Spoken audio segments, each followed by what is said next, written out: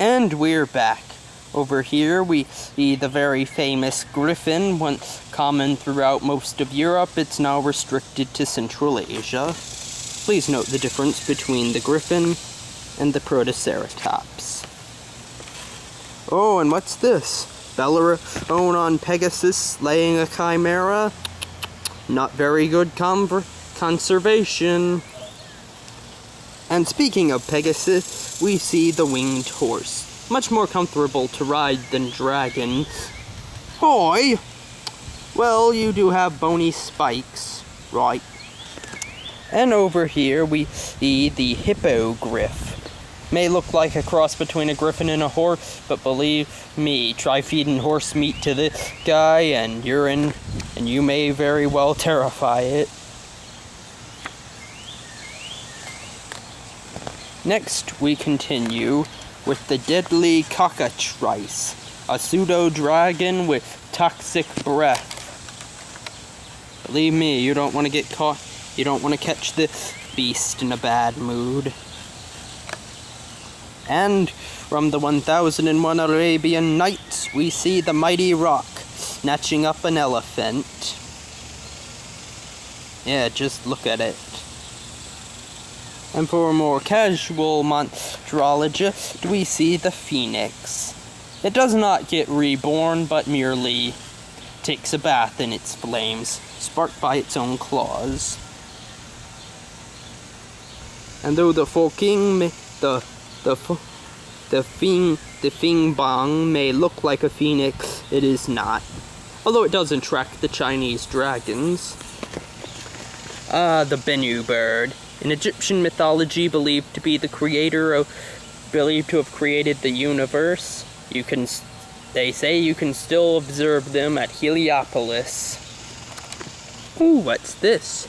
Ashes from a phoenix? Maybe. Don't ingest them.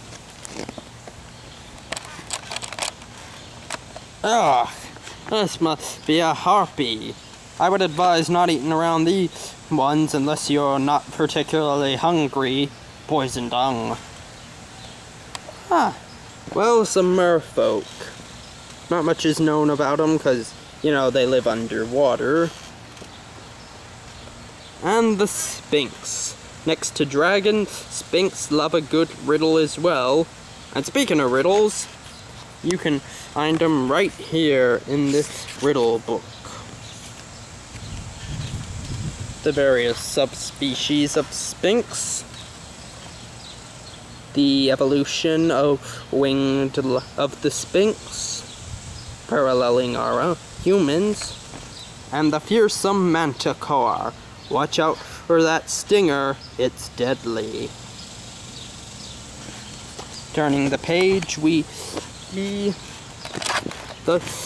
see the one-eyed cyclops. Once common throughout Greece, these guys are now restricted to some of the more remote islands due to human inhabitation. Here we see the fawn. You gotta play the panpipes to convey with them. And the noble centaur with bow at the ready. Considering what wild parties they throw, it's surprising they evaded detection for so long.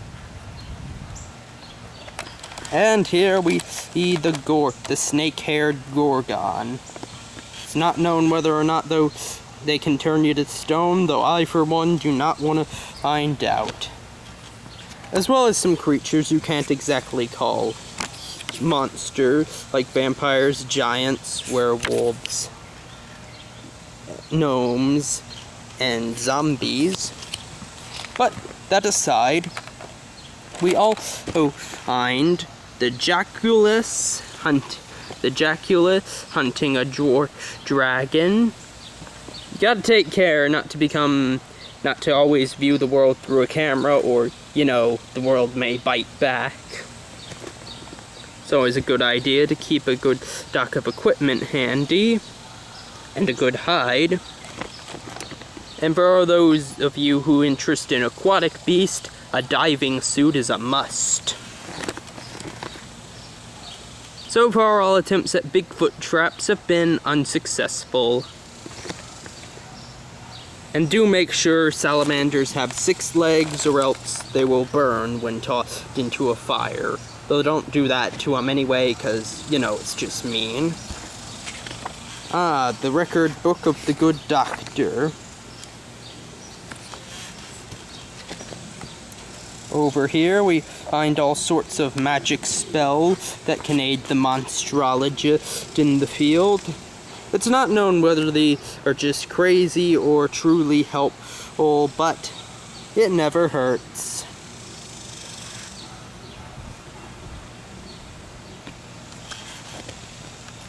Some of the more famous monsterologists who have come around, such as Isidore of Seville, Pliny the Elder, Ulus Mangus,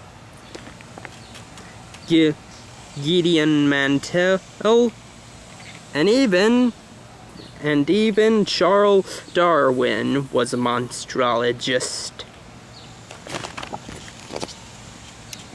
And finally, we see a few notes to the monsterologist.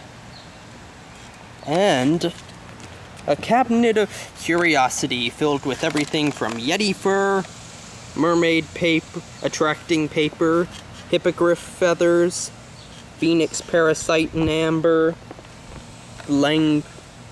ancient Irish, piece of sea serpent skin, and a place to add your own. And of course, the back of the book.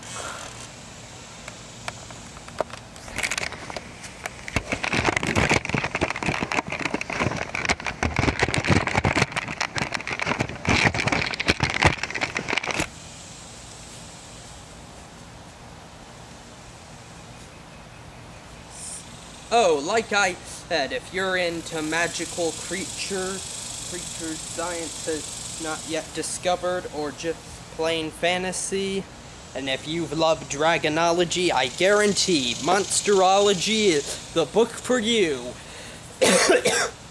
So what are you waiting for? Buy Monsterology today. You should buy it today.